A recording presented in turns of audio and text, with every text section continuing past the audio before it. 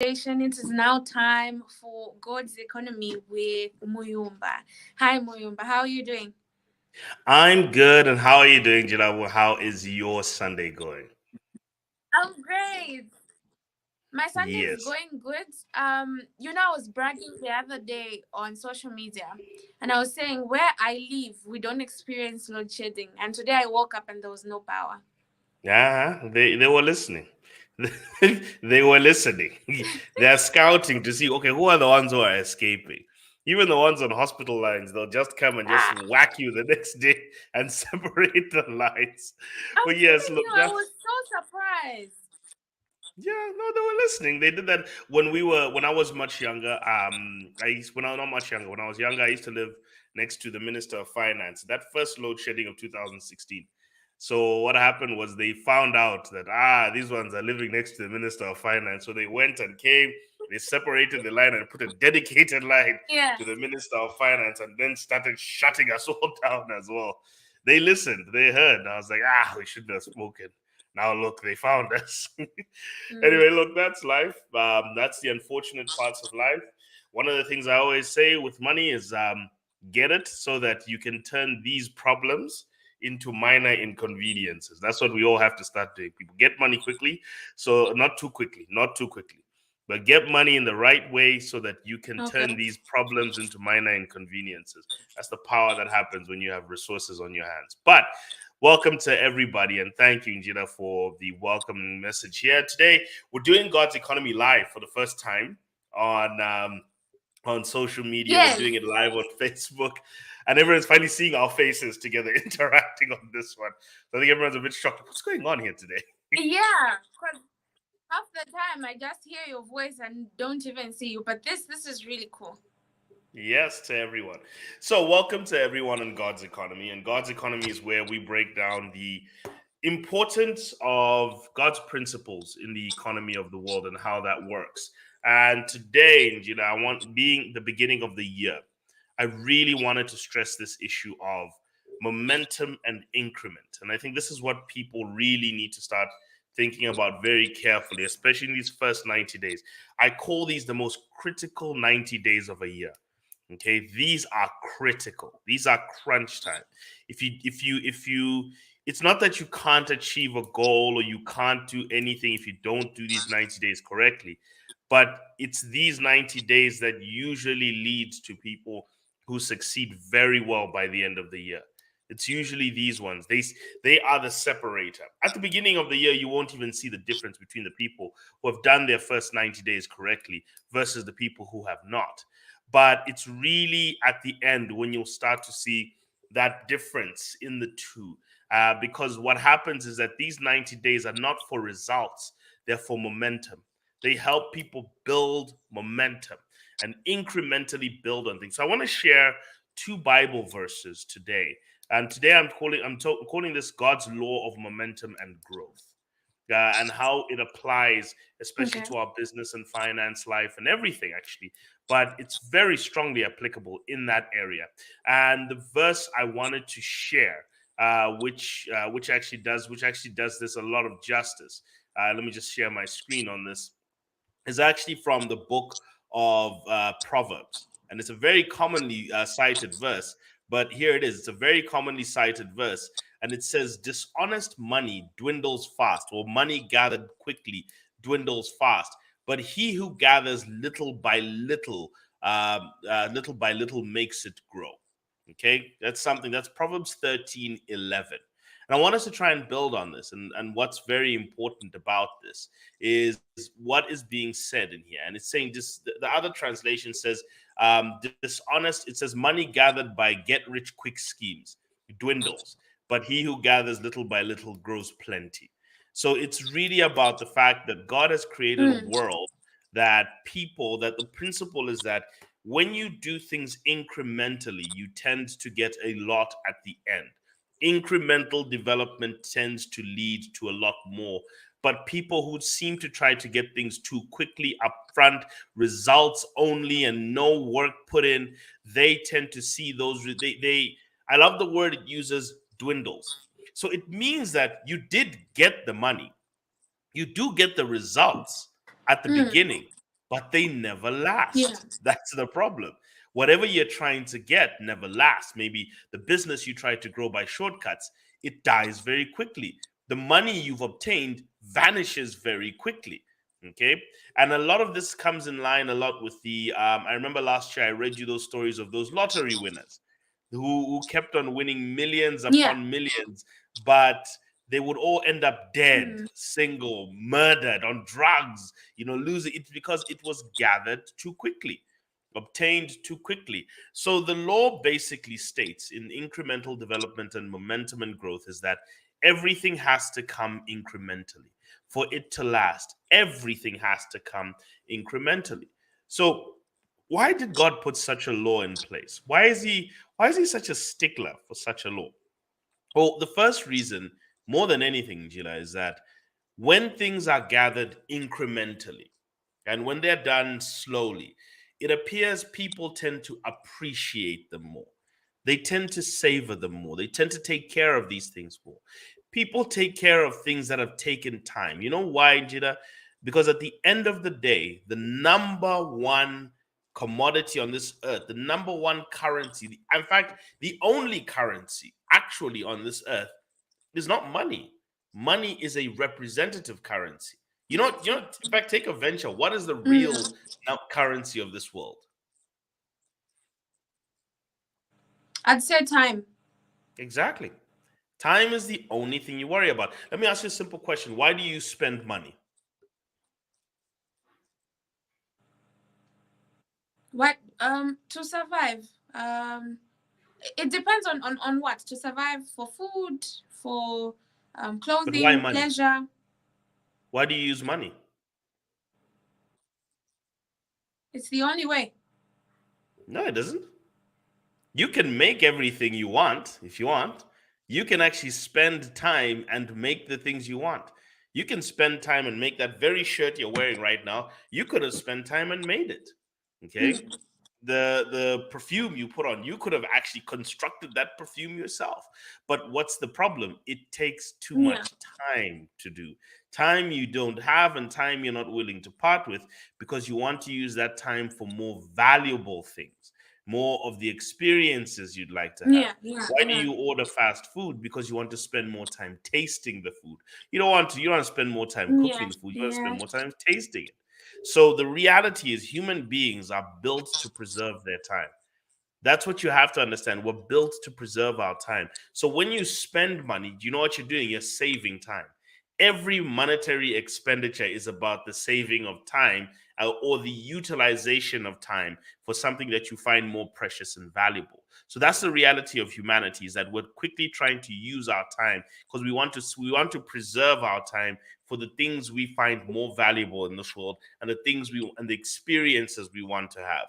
So that's why you'd say, look, instead of, I don't know, me Mm. sitting there at home cooking my rice, let's just go to a store and buy something straight off the shelf so that it's quicker, it's Yeah. easier. That's what you're looking for. So human beings preserve their time. That's the main reason why we spend money. So when people try and get things very quickly, Mm. it's because they want to save their time and utilize their time, because that's the number one currency on this planet. Now, the reality is that anything you put time into, that's the key here. Anything you put time into, you care about. That's the reality of humanity. Is that what takes time takes your heart. God said in the Bible, Jesus says in the Bible, for where your treasure is where your heart is. Okay, that's very important first. And it also Mm. helped me understand why people care about certain things. Because most of us think where our piles of money are is where our heart is. That is true to an extent because of the time it took to put those piles of money together. But the reality is, where your time has been invested is truly where your heart is. Whether it's relationships that people struggle to break, whether it's Mm. friendships or romantic relationships, you often ask people, but why are you in a relationship with this toxic person? Whether it's like romantic or even just a friend. Like everyone Yeah. has that friend who's toxic, and why are you Yeah. still with them? And you're like, no, and the answer usually is, no, but we've been friends since we were kids. You're actually saying, I've invested so much time in the relationship with this person that I can't let it go. My heart is in it now. So if you want to Yeah. understand how to get your heart into something, You put time in it. Whether it's a career, whether it's a person, whatever it is, put a lot of time in something and you realize your heart will get stuck with it. So that's what that Bible verse actually teaches us. Where your heart, where your treasure is, your heart will be. Your time is actually, your time is the most treasured currency. It's the most treasured thing. So you really have to look at it from that perspective of your time. So why God now starts to say money that is done little by little, it takes time to do that. And when you gather wealth little by little, you are actually now you're now more prone to take care of it. You're now more prone to take less silly risks with it. You think, okay, when I spend this money Mm. and I spend this wealth, my goodness, it's going to take a lot. It took me a long time to put this together. And I'm not just going to just throw it away in a second over a fleeting desire. You start becoming more careful. And so the old saying goes, Njila, that quick money builds your ego, slow money builds your character. So God understands this about us as people. It's not a punishment that He's just trying to inflict on us. The reality He has understood is that if we give people things slowly, they will care for them more. And the Mm. best example of this, by the way, is the Garden of Eden. Given Adam and Eve were given everything at the beginning, everything, straight off the bat. And what did they do? They squandered it. They threw it away on an apple, or sorry, on a fruit. They threw it away on an instruction that they were given. Imagine they Yeah. sacrificed the whole garden just because of this one thing. Why? Because they got it on a silver platter. And God has learned that people have to build their Eden now. I have to get these people to slowly and incrementally build their Eden over many generations so that they get to understand the value of this Eden. So think Yeah. about it this way: we've been given heaven to go to now, something that we have to work towards now. Now we feel this long term. Now we feel the value of it. So value comes down to what you are willing to put a lot of time into. Even the devil himself. The devil himself was given a position in heaven. And what did he do? He squandered it trying to take on God. He didn't value where he was. He just wanted to toss it away instantly. Sorry, I think there's a little bit of crunching that's happening in the in the background. But he did Yeah. end up trying to throw it away. Um, Sorry, I think to everyone. I don't know if we're all being heard Can you hear correctly me? here. Yes, I can. Unfortunately, people, there are a few little Okay. glitches. But I can. Yeah, no, it is live. So, and I think we're back. Let me just do one thing, just try and help. And there we go. Sorry to everyone. I think we just had to mute the mic a little bit, but we will bring it back just now. Okay, so one of the main issues I think that we should be looking at when we're talking about bringing about gathering. Sorry, I think there we go. Yeah, there we go. So I think one of the things that we should be bringing into our mindsets when it comes to the slow and incremental story is also that to get to a destination, the one of the greatest things we have to build is momentum. Okay, one of the best things we have to try and do in order to get to a destination is build momentum. Momentum is a very important force that we do have to build on, and it actually gets us to a destination better. So there are two reasons God is asking us to build our wealth and to build our results slowly. One is that we will treasure them more, okay, when we get them. And two is that the likelihood that we will get there in a more sustainable fashion is actually built in there. So I'm going to try and share a second verse with people, which also has to build on the fact that when you are trying to get results, you do this incrementally. You do this incrementally. So this is First Samuel 17:34 to 36. And it reads as follows, because David was asking Saul, and David we're now talking about, okay, we have to go into battle with Goliath. This was the part where they're prepping to go into battle with Goliath. And David said to Saul, yeah, so your servant has been keeping his father's sheep with a lion or a bear. So when a lion or a bear came and carried off a sheep from the flock, when I went after it, I struck it and rescued the sheep from its mouth. And when it turned, or sorry, when it turned on me, and when it turned on me, I seized it by its hair, struck it, and killed it. Your servant has killed a lion and a bear. This uncircumcised Philistine will be like one of them because he has defied the armies of God, of the living God. And that's a very important verse that I just wanted to share here. And it actually builds on something, on the principle of momentum. It actually builds very strongly on the principles of momentum and how momentum is built how momentum is built in general. And one of the things David is basically saying to as many of us as possible is that when you are trying to achieve something, there's something smaller that you have achieved previously that you are building on. So the two main reasons why God is saying, little by little shall he gather plenty. The first one, as we pointed out, is that you are basically building yourself according to you are building something you will treasure and care for more if you do it slowly. And the second reason is that even in your journey to attaining that and to getting towards that, the next reason is that when you build things slowly, you build small victories that you can use to face the even bigger victories. Because when you are facing obstacles along the way, which you are going to, according to any achievement that you'd want, any achievement that you're looking for, you need those small victories to remind yourself that you are capable of the next bigger victory. That's the big battle that you have to try and get to. So the small victories give you a reminder of the quick victories. So the small wins or the small milestones that you've reached in any journey give you a reminder of this next one. Somebody will say, well, how do I get to somebody will say, well, I'm trying to get to a certain amount of my wealth level so that I can take care of myself, my family, my loved ones. Well, if you start with a smaller amount and you have taught yourself that you can achieve that amount, then you look back and say, but hold on, I've done it, I've gotten to this point, I've cleared my debt before, I've done this before. If you're able to slowly start giving yourself little markers of success that you have, you can go back and start to say, well, I can do this next one, and I can do this next one, and I can do this next one. So people who try to take on things that are too big at the beginning, they easily get discouraged, they easily get disheartened, they easily get disappointed. But the people who do things incrementally, little by little, and they do it step by step, what they find is that they often find themselves being able to be easily motivated because along their journey they picked up a lot of these small wins.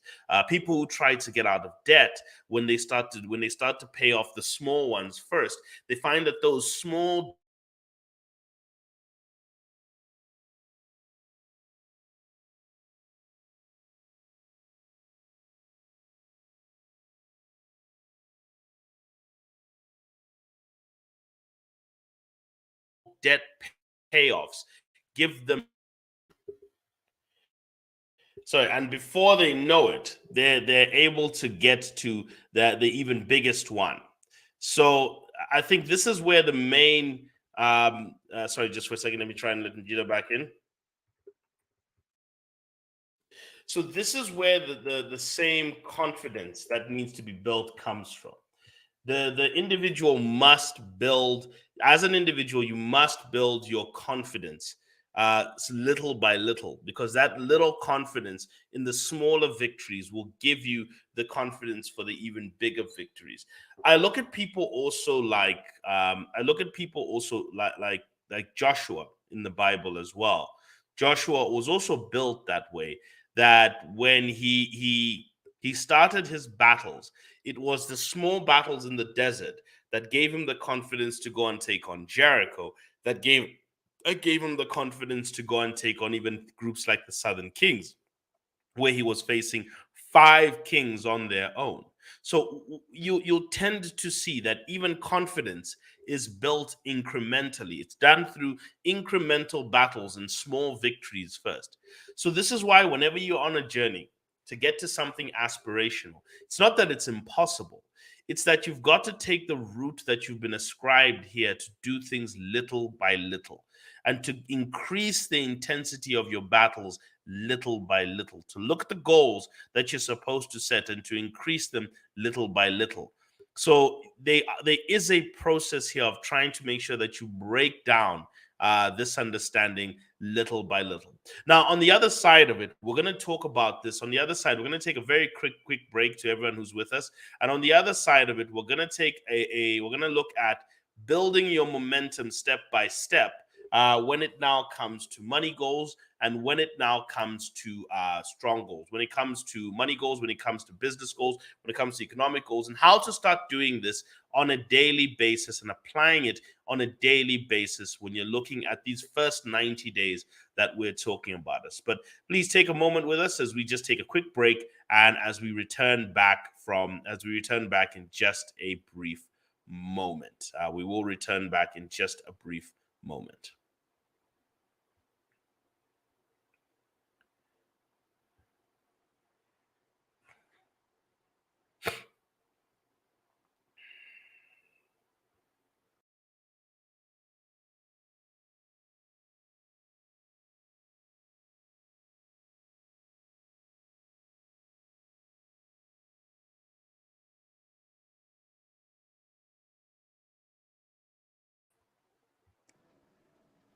And Hello, we are Muiba. back.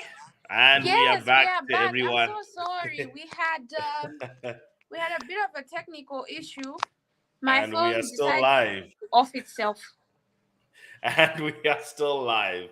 Yes, unfortunately, we are facing it. So, thank you, everyone. We are back from our mild little break. We're just trying to resolve that technical matter. But thank you to everyone who's still with us. And if you are following with us, please, by any chance, give us your views on what we've covered so far. Mm, But so far, we have actually, Njida, I think while we had you there, while we had you lost you a little bit, was we looked back at the story of how David built up his confidence to face Goliath, and how Joshua built up his confidence in smaller battles before he got to the bigger battles. And the yeah. two laws, the two reasons why, and I'll get your views on this, as to why a person should do things little by little is one, they will value the success more and care for the outputs. And two, they're most likely to build the confidence to face the big obstacles that are on the way to that battle, because when you do things little by little, those first little victories give you confidence for the next victory and for the next victory. And that helps you build internal momentum, which then reflects into external Mm. momentum. So you build the momentum to get there in a much more sustainable fashion. And when you get to the destination, you take care of your results in a much better fashion. I don't know what your thoughts are. What is my take? Yeah? I think I agree. I agree. Even with just things that someone buys for you and the things you work hard and buy for yourself, it's easier for you to squander money that's given to you on a silver platter. But money that you earn yourself, you make sure that you spend it wisely. So I definitely agree with you. Exactly. So it's just a lesson to everybody saying if you want your wealth to last, build it incrementally. If you want it to go away very quickly, try and acquire it quickly. So money come, money go. How quickly it came in is how quickly it'll exit. And that is the best. That is the advice we can give you for any part of life, even health. If you want to get health results in life, then if you do it instantly, like trying to do plastic surgery or quick medicines to get there, you'll easily lose it. But what anything you struggle for, you will value. You will always value that which you struggle for. You will always squander that which is easily given to you and you don't care for it. So that's why you always have to put value into it. And I'll tell you one thing, like for example, the Mm. Indian Zambian community. Remember, I'm When sorry to interrupt. Can you please mute and unmute yourself? I think the volume thing has started again. so I there don't we know go. why it's so low. Okay, so I'm not sure, but we are live and we have to try and continue. Okay. Trying to make sure that yes, we are live and we have to try and continue. But we have for the purpose of this, when it comes to incremental growth or incremental development of wealth, especially Mm. intergenerational wealth, the Yeah. Indian Zambian community have gotten it correct in that their children are forced to work in their businesses when they are young. So what happens is they grow an appreciation for those businesses because of the time that they spent with their parents when they were much younger trying to learn. So there's that small incremental level of work that they've been putting when they were kids that now has reflected in their ability to take care of their parents' business when they're older and to grow it, which you don't see, unfortunately, especially in the Black Zambian community, when businesses are handed over from one generation to another because of the lack of work that the children put into it. You often find Mm. there's a lack of care when they inherit those businesses, and those businesses end up becoming destroyed by one generation. By the second generation, those businesses end up being destroyed because there was no little by little, there was no care, there was no little work that was put in. They weren't involved in the building process, and because of that, they end up throwing it away. So that's something that we all want to think about. Now, I just want to bring this home into our goal setting and momentum. Especially during this period. And I've said that when it comes to goals as people, we have to make sure that our goals are SMART. And SMART is an acronym that we've changed a bit. And I think, Gina, we've had this conversation many times about the new format of SMART goal setting. And I want to break it down into the method that we've put of S standing for simple instead of specific. I'm sorry S to stand interrupt again, Muyumba. So, I'm being told by my colleague that they can't hear anything. even on So I radio. don't know what's up with this volume. It's really, really low. I can hear you, but I don't Mhm. think the listeners can. Unfortunately, and we have a few here on Facebook as well. We have quite a number here on Facebook. Yeah, So that is the thing. So unfortunately, we will have to try and split this and replay it at a different time. yeah, yeah. But for now, unfortunately, there's nothing we can do. There's a technical problem. So to those who are listening on radio, my apologies. Please catch us on Facebook. To those who cannot hear us, and we will try and make sure that the technical issues are dealt with. But it is appearing that we are loud and clear even here on social media. They are all saying that they can get us. So for now, I think we're just gonna have to continue where we are, Okay. and then just build it from there. We'll try and fix this issue a bit better. Right. Mm. So we just in these last 15 minutes, we want to try and get this to the point where we would say that the goal setting that we want to try and get in terms of people is smart goal setting. And smart goal setting is something that has been changed a little bit by ourselves. And remember that the actual acronym that we use for smart goals, Gina, Mm. is simple. Instead of specific, we change it to simple because if you can simplify something, you can do it. And you can actually build momentum doing it. So simplify it. Make it simple. Don't make it difficult. One of the things I love about David in the battle of David and Goliath is that David actually just made his battle simple. They tried to give him all this heavy armor and everything. And he said, I don't know how to fight with this. I have no idea how to fight with this stuff. I know how to use Mm. stones and a stick. Okay, that's what I know how to use. So I'm going to simplify this battle by doing the things I know how to do. So the first step is to simplify your battle. Okay, take your goal into a very simple form. In math, I don't know if I know math maybe a nightmare for some people, Gina, but in school in math, they always say reflect this equation down to its simplest form, or they'll say simplify it. That's what you'll see in a math equation. They'll say simplify or reflect to its simplest form. And what that Yeah, simply means, that just means is make it in a state point where, like, we'll say x equals 3. That's simplification. yeah, Instead of it exactly. being x squared plus y plus this, and then you bring it down to x equals 3. That is Mm. simplification, where it's clear, it's simple, it's visible. You know exactly what it's saying.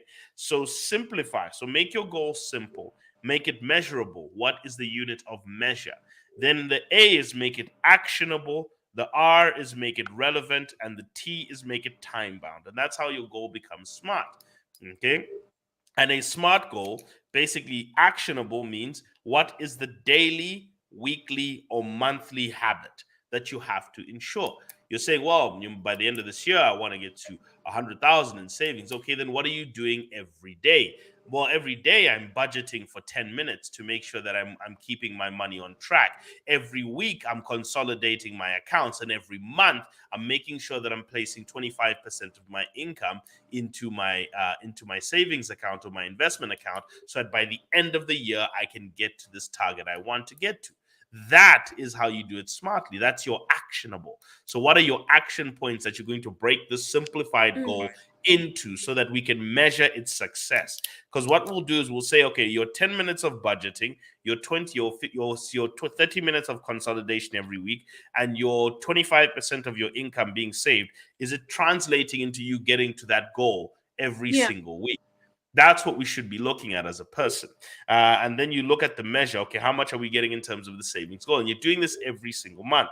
And if you are looking at this incrementally, the point is your focus, Njida, should be, yes, the goal is there at the end of the year. And I'm going to check how I'm doing every year. But your focus every day should be, have I done my 10 minutes of budgeting? Have I done my Mm. 30 minutes of consolidation every week? And have I done my 25% of my income every month? Have I done it? Like, that's what you need to do. And the key is, for these first 90 days, you want to get 100% record on these things. Like, don't worry about the where you are on the goal yet. Worry about making sure you are executing these things consistently. Okay? Mm. If you're executing things consistently, and you are sticking to making sure that you do the stuff consistently. This is why things like the 52-week money challenge are really important to help you, because you start with build with 10 kwacha, then 20 kwacha, then you just keep increasing by 10. You just keep increasing until you get to a significant amount. That is a momentum builder. And that is what I want everyone to focus on when it comes to any of your goals, be it financial, be it business. Whatever you're Mm. looking at doing, what are you doing on a daily, weekly? You're saying you want to run a business. Okay. If a person says they want to run a business, well, what are your sales figures for week one? What are your sales figures for week two? What is your goal to make sales? How many sales calls are you making? How many sales attempts are you making? What are you doing to make sure that you can close sort of sales to grow your business or to actually keep your business alive? What are you doing in that area? So, what are you doing? What are your actions that you are doing incrementally? Right? My brother said something once when he was talking about a journey to building yourself. He said, if you run 10 kilometers today, you'll just be tired. But if you run 1 kilometer a day for a month or two, you'll be fit. And the difference is you have to do these things repeatedly, over and over again.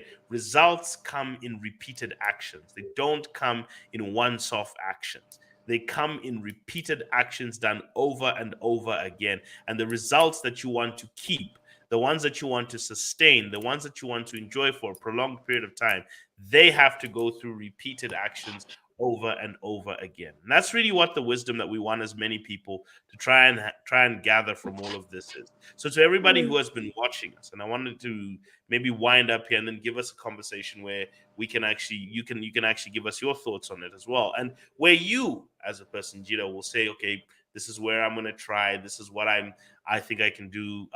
This is maybe the struggles I've had. Is the principle of little by little is important, and the takeaway for everyone is that it's important in savoring and securing your results, because you take care more now, because it costs you more. There's a salesman named Dan Loke. He's a sales trainer, and he says, why do expensive products last longer than cheap products? And he took two umbrellas. They took a cheap umbrella and an expensive umbrella. And the cheap umbrella, he says, it's not that these things are made of much different materials. It's not that.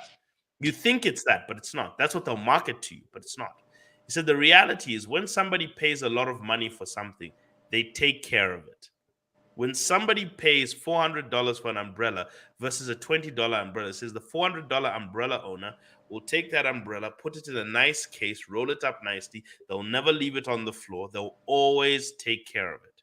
But Yeah. the Yeah. person who bought a $20 umbrella will leave it lying on the ground. They'll step on it. They won't even put it in a case. They'll just shove it in the corner of the wall. And he says it tends to break faster. So he says the reality is, price actually encourages care. So, why does God tell you to gather things little by little? Because in order for you to keep the things He wants to bless you with, you must take care of them.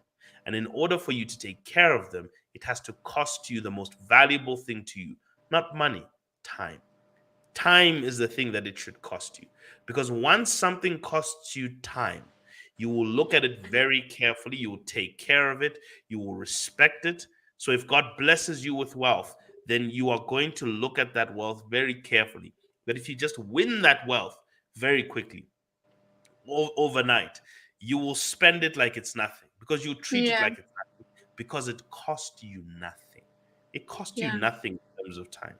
So, what it costs you, whether even people, what people cost you to gain those relationships, that was meant to be, by the way, that's meant to be the spirit behind things like Lobola.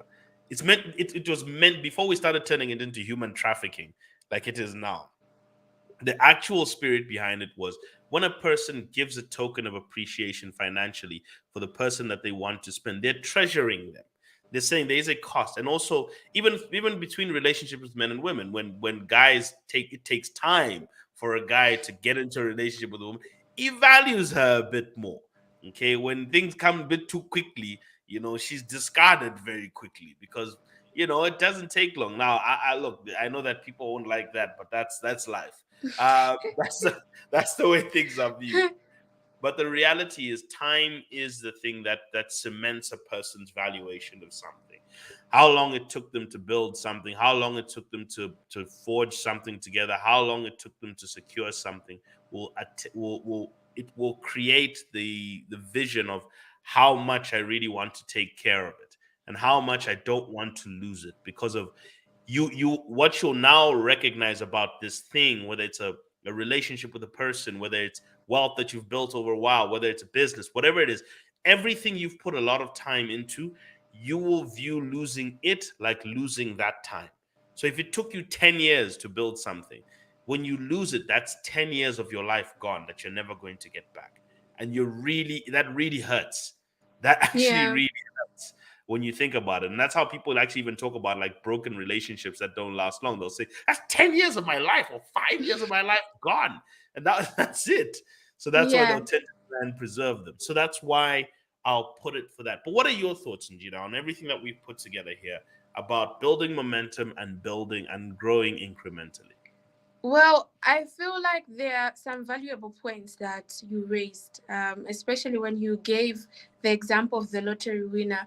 Half the time, you find that when someone wins a lot of money or they have access to a lot of money, they don't really value it. And I've seen this even with businesses that are inherited.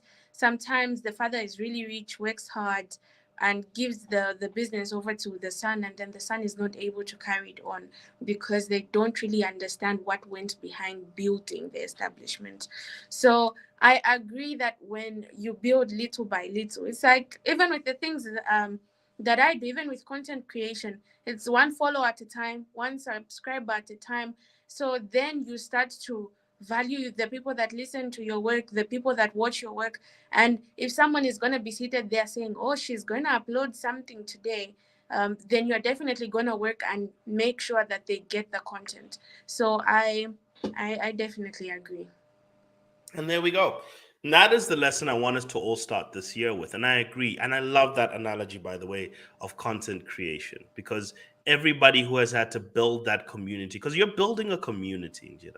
Yeah, when you're doing content creation, you're building a community.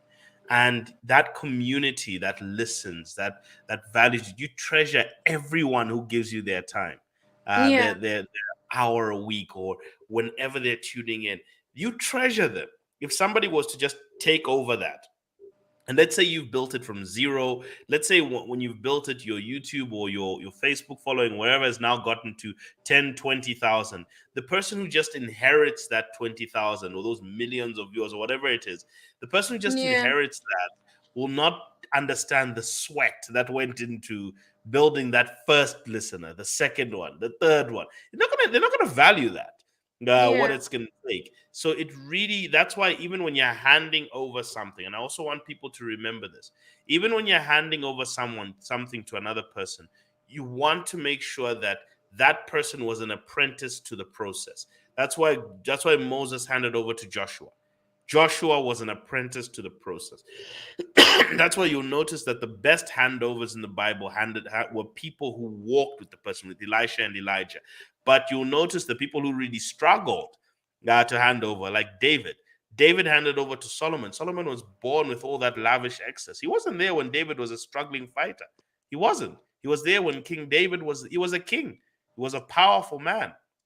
So when he took it over, he didn't handle it properly because all he knew was that wealth and excellence and extravagance. And his kids were also born in that wealth. And the next ones were also born. And as a result, eventually they threw away the kingdom of Israel and handed themselves over to the Assyrians because they did not go through building phases. Incremental building phases. And that's why sometimes I think God makes us go through loss because he makes us have to go through that building because what we build, and that's the one thing I want everyone to remember as we close this off. What we build builds our character. If you build nothing, you will build no character. If you build things, you will build character. So it's never about just trying to acquire things. It should be about trying to build things. And this year, everyone should think about what can I build? Am I building momentum? Am I building my goals? Am I building my wealth? What am I building? Because everything I build, that's why God has such great character, because God builds everything. He builds everything. That's why he has strong character. So if you want to emulate God, build, because that incremental building is what will get you the character that you need to grow, sustain, and be much better in many things. And I pray that for you, Njira. I pray that for everyone who's listened to us, that God will help you build a very strong character this year, many years, and to help you build the things that you need to become the blessing and the vessel of blessing to do great works for him. Amen. Thank you so much, Muyumba. And thank you very much. See how much different it is when we're seeing each other's faces and we're doing this live for everyone. Yeah. No, from now onwards, we'll be doing it this way. Yes. And thank you to everyone for the experience of joining us. And we will get the technical parts right next time. Have a wonderful day to everyone.